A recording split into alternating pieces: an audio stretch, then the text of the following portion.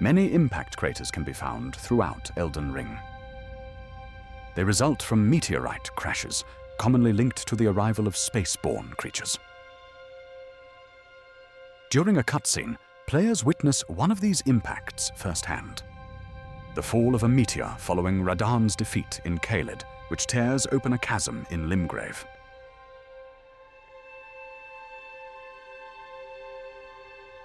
Despite its scale, this event likely pales in comparison to older impacts from the prehistoric era. These huge, fingerprint-shaped craters, for instance, likely formed by the arrival of Meta and the Elden Beast, could have been shaped by substantial collisions. Liurnia's landscape may also have been shaped by a glintstone meteor impact, upon which the Academy of Raya Lucaria was built.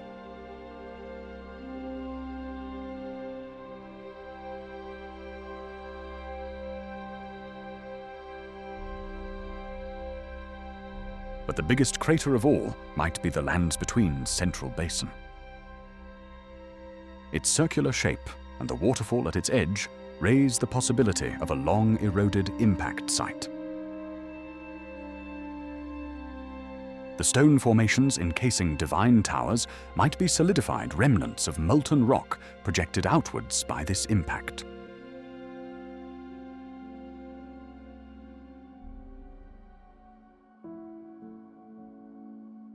When Marika reached godhood, a substantial chunk of the continent was shifted to another plane of existence. This severed landmass became known as the Realm of Shadow. Its original location on the world map is often debated, though it likely covered some part of the continent's inner sea.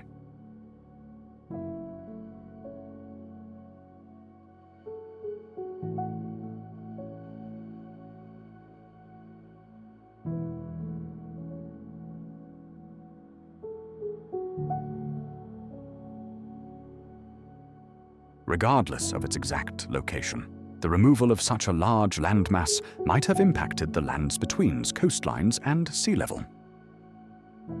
This may explain signs of a higher tide in Limgrave, such as in the Cave of Knowledge.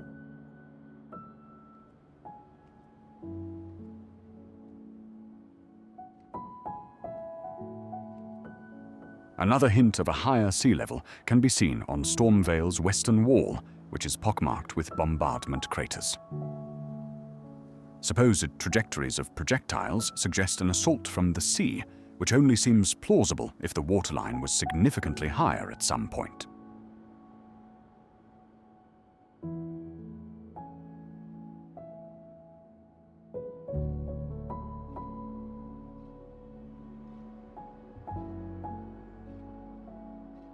Flowing water is a major component of the DLC's geography, which lends credence to this theory. Without the Shadow Realm's freshwater lakes and rivers flowing into the surface plane's ocean, water levels likely dropped over time. In addition to geological changes, the shrouding of the Shadow Realm also severed structures. One example is the Divine Bridge in Lanedell, which might have been connected to the Shadow Keep in the past.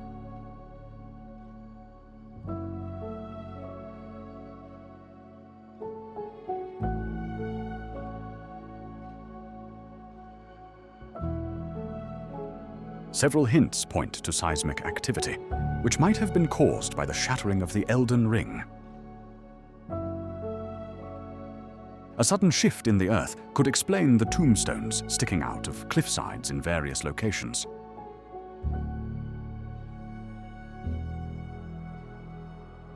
Jagged, unusual rock formations in and around Mount Gelmir support the idea of tectonic plates sliding against each other. Such an event might have caused Gelmir's volcano to erupt and bury structures in lava. There's also the rift separating the mountaintops and snowfield, which evokes the aftermath of an earthquake.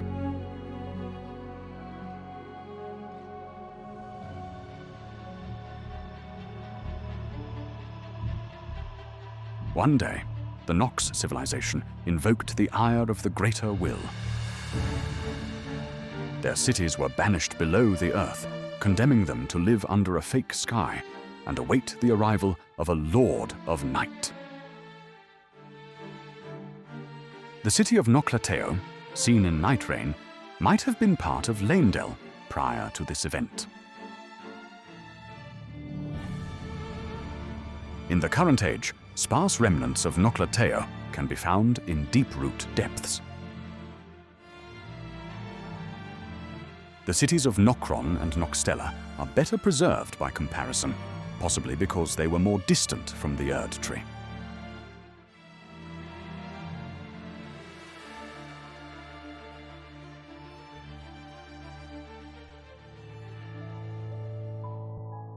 A forgotten chapter of the Lands Between's history was revealed in Night Rain.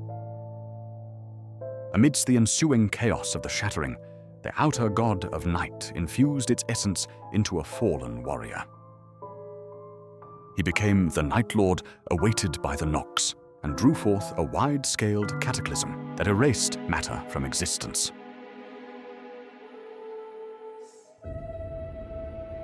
Over time, the Lands Between became engulfed in this unstoppable phenomenon, which even consumed the Erd Tree.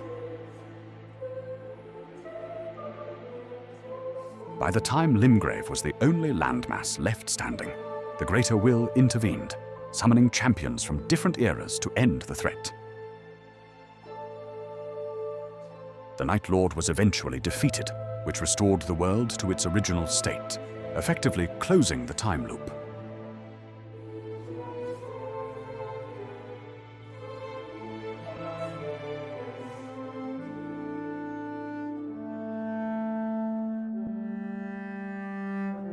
In the present day, Farum Azula floats over the ocean. This ancient dragon stronghold was struck by a meteorite in the past, which appears to have caused significant damage. When it was hit, large fragments rained down on the Lands Between. Judging from their locations, a plausible impact trajectory can be established. In all likelihood, Farum Azula was originally found somewhere above northern Caelid, or perhaps atop Jagged Peak.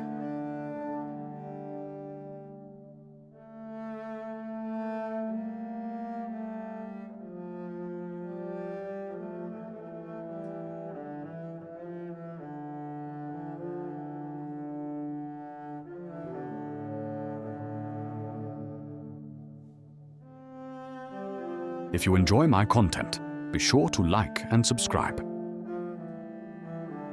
Thank you for watching.